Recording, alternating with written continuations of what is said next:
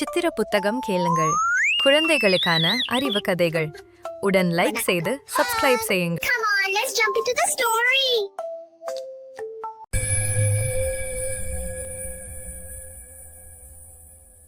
பெரிய காடொன்று ஒரு வலிமையான சிங்கம் வாழ்ந்து வந்தது.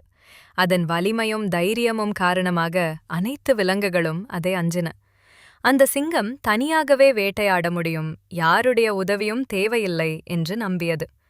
நாள்தோறும் அது மான், வரிக்குதிரை, காட்டு எருமை போன்றவற்றை துரத்திக் கொண்டிருந்தது.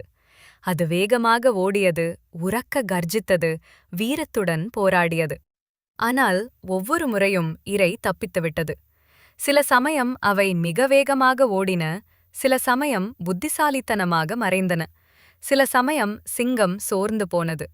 மெதுவாக சிங்கம் உணர்ந்தது, வலிமை மட்டும் போதாது.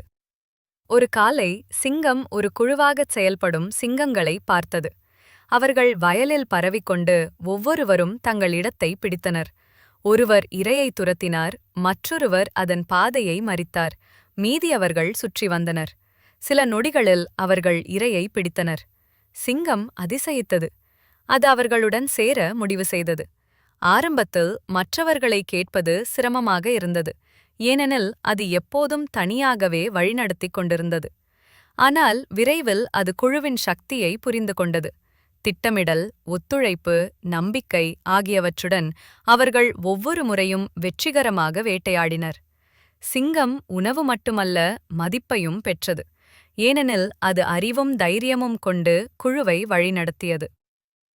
பாடம்: உண்மையான தலைமை என்பது வலிமையால் மட்டுமல்ல, மற்றவர்களை வழிநடத்தி ஒன்றுபட்டு செயல்பட்டு குழுவாக வெற்றியைப் பெறச் செய்வதே தலைமை. Hit that like button, smash subscribe, and tap the bell icon so you never miss a video.